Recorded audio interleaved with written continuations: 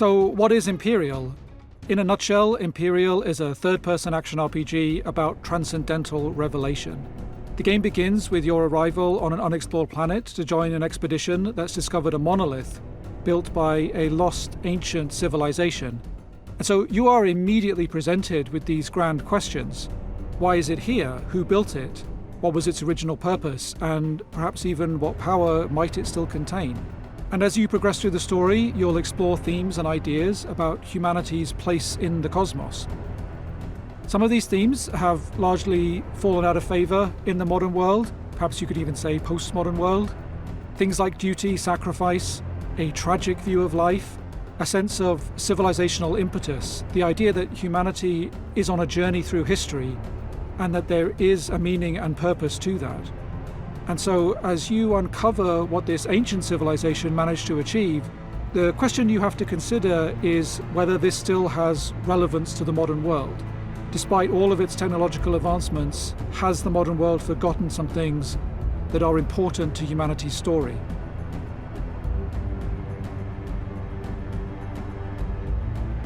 To begin your journey towards these discoveries, you will of course first need to make your character. We have a fairly extensive character creation. You can play as male or female, and there's quite a lot of customization options beyond that. When you're happy with how you look, then you select a background. So this is not a hugely important decision, honestly, because the equipment that you get as part of the background you choose is going to be replaced as you play the game, but it does give you a little bit of flavor to begin the game with. Once you finalize your character, you arrive in the hub to meet the rest of the expedition. Each member of the expedition has their own personal questline. All of these questlines have multiple endings, and it's even possible to fail them entirely. These quests each explore a different facet of the human condition, and this is based on the ideals of the individual themselves, the challenges they faced, and what they hope to ultimately achieve. But again, all revolving around this incredible discovery that the expedition has made. The gameplay of Empyreal is a mix of traditional third-person action and I would say isometric ARPG elements as well, in the way that abilities work in the game. The first thing to take note of is which weapon archetype you want to use, as this will have a big effect on your overall playstyle. Each weapon comes with its own core moveset, and they differ quite a lot from each other. You can change this later on, so it's not a class-based system. You pick up loot, and you can change your equipment, and that includes the weapon, which will change your core moveset. But in addition to that, and this is where those isometric ARPG elements come in, you equip abilities to your action bar.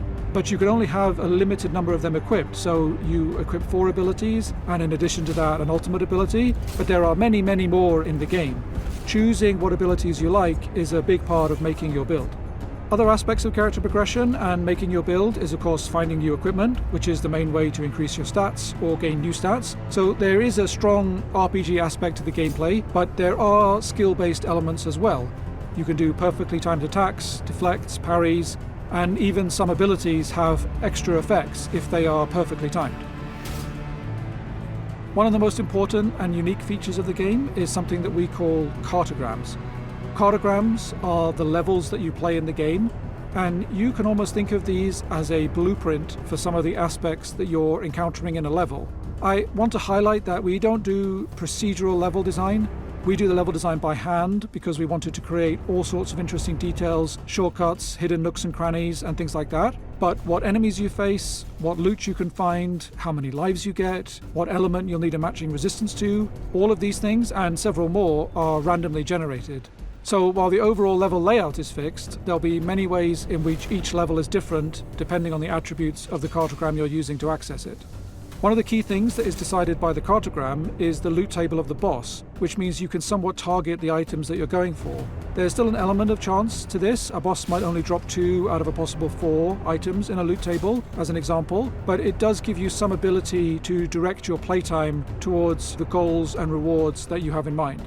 The last thing to note with cartograms is that you can actually share these with other players. So if you found a cartogram that had a really powerful item, you can share it with another player so they have a chance of getting it too. You could give it away or you could trade it. So there's a cooperative aspect which allows players to share the cool levels they find with each other. I think it's important to emphasize that Imperial is a single-player game. It plays like a single-player game, but we do have a few asynchronous, cooperative, multiplayer elements that will allow you to just feel the presence of other players in the world as you play through it. And my personal favorite of these is a feature that we call Into the Ether. When you defeat a boss, you'll get this tear in the ether appear, and this is an opportunity for you to donate, essentially gift an item from your inventory into the ether, and this will cause it to potentially appear in another player's game. And if it goes through this process, it will get a big increase to its stats. But there's no immediate direct reward for you doing this, which means it's really up to the players, in fact the community as a whole, to make it work. And I'm quite curious to see how, or even if, players engage with this feature. At Silent Games, though we are a small team, our ambition is to make feature-rich games that have a great deal of depth to them, both in terms of the mechanics, the combat, the RPG systems, but to the narrative as well, with themes that are thought-provoking and a detailed backstory to give context to the world and the universe. Our hope for this game is, maybe it almost sounds too obvious, but we hope players enjoy it for what it is, a single-player RPG experience with a thought-provoking story, with a lot of RPG mechanics and systems that you can really get stuck into, playing around with these systems to make interesting builds, and with a pretty substantial endgame to try those out in. If people play through the game, they enjoy that experience, they may be a bit surprised about the amount of depth there is to the game and the size of the endgame. We have a fully fleshed out New Game Plus, for example, with some features that are exclusive to New Game Plus even. So play through all of that and then leave happy, then we would consider that to be a big success.